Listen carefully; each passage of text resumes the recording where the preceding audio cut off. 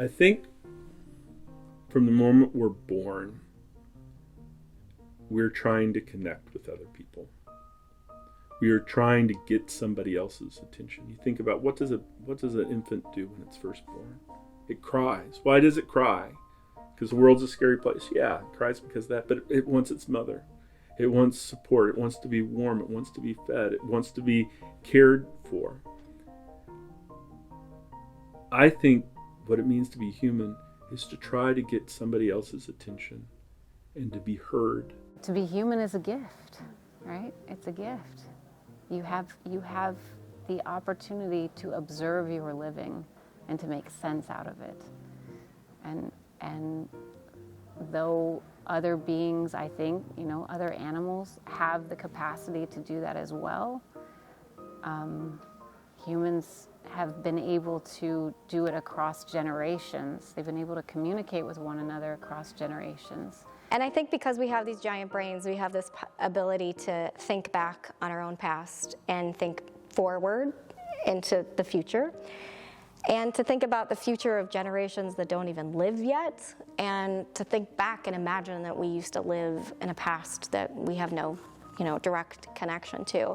So I think just the ability to be able to think back and think forward has something to do with being a human. For me, I think the whole thing about being present is being aware and connected to what's happening and knowing that, what impacts you impacts others, and we are all kind of, in this thing together.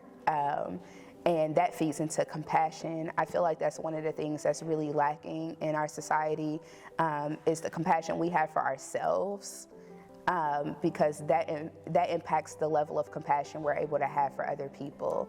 So I think to be truly human is to embrace both those things and keep them at the forefront of your mind and in the choices that you make. I think it's being free to be fully yourself. And it's also feeling a connection to other humans and living beings. Yeah, the human spirit is incredible. But I think also we're such flawed creatures, and we forget that, and we have to accept that too, and be able to make that part of our reality and be able to rise from that, because that's just what we need to do, and not to dwell on that, and it's just accept it for what it is. I think what it means to be human is to have connections with other humans, to love, to support, to grow.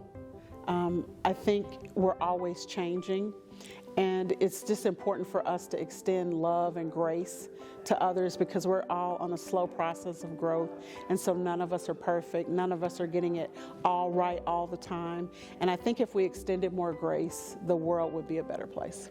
I think to be human is not only to love very deeply new ideas, new hobbies, new people, but also to recognize in other humans this force that connects us all, this greater search for understanding, this pursuit of knowledge, of self, of the world that we're all kind of on.